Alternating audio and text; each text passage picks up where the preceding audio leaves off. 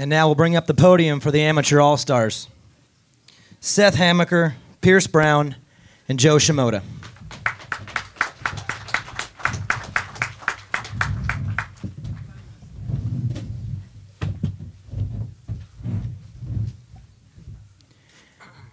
Joe, I, like many other here tonight, probably go on Instagram a little too much, and I've been watching your videos now for about the last month, seeing you prepare for this race. Tell us about that preparation and having the Team Geico behind you and being here tonight and able to represent them and get on this podium. AMSO team being awesome. I usually only ride at milestone and stuff, but my coach is awesome, so it's good. Pierce, I had a chance to talk to you on the podium a little bit, and we talked about your age. You're a little bit young in this class still, so you'll have a chance to come back next year and maybe even one more. Tell us about the experience and how much you're looking forward to maybe going from second to winning in future years.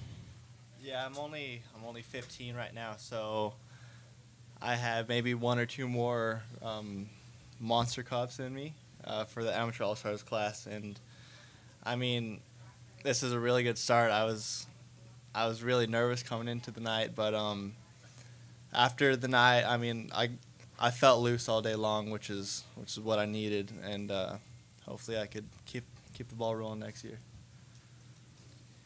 Seth, last year you had the opportunity to ride the Super Mini class, got yourself your first main event win, and really kind of emerged onto the scene, and unfortunately weren't able to finish it off with that second moto.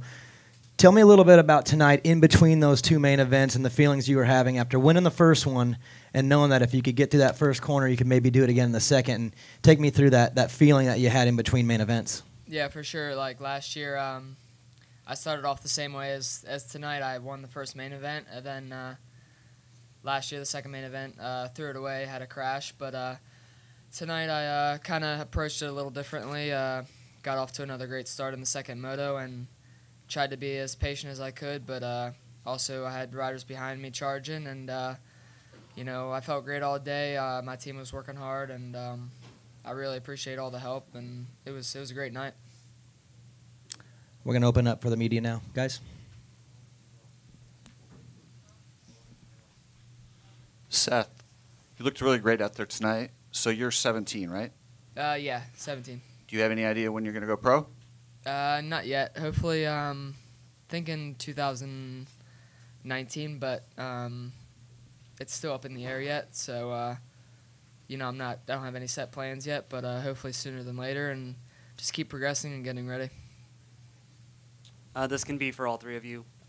This is a pretty unique race compared to all the other amateur races. You only have a couple of sessions to learn the track, and then you go straight into racing in one day instead of ride one day, have motos every other day. How easy is it for you to figure out the program, learn a track that's like this, that's unlike anything else you race, and then come right into it ready to go?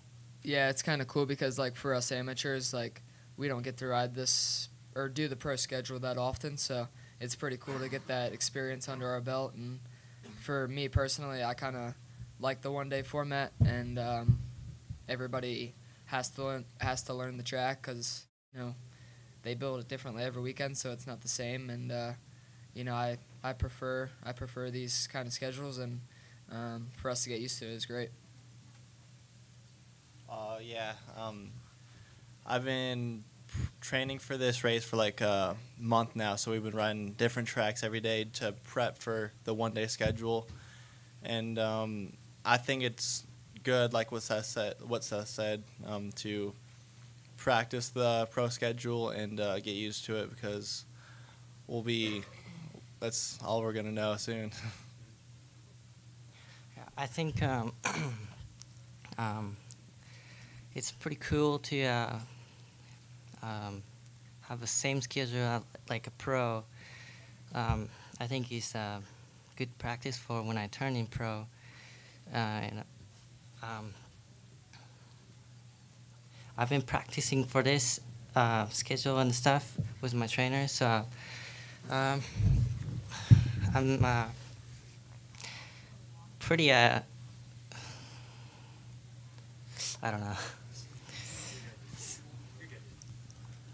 Coming into this race, were you guys practicing full Supercross tracks?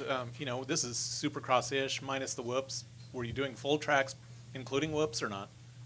Me personally, we were riding the whoops a little bit just for practice, but they weren't like full-size Supercross whoops. But just kind of gets some of that under our belt. But yeah, we were riding at Kawasaki test tracks a little bit, and I felt really good. So you know, I felt confident coming in, so it was good.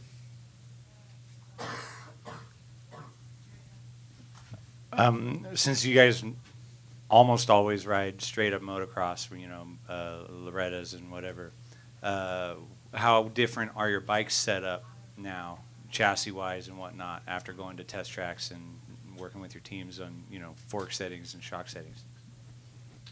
Yeah, they're definitely different than motocross, just for the style of track setup and steeper jumps and the whoop sections we don't have here, but, you know, even practicing those for the different settings on your suspension. So it's a little bit different and a little bit of time to get used to, but if you practice a lot and know your bike as well as just being confident with it.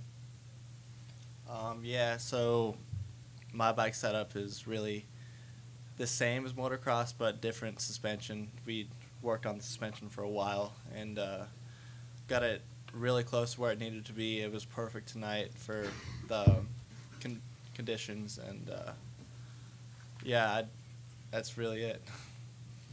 I've been testing different suspensions.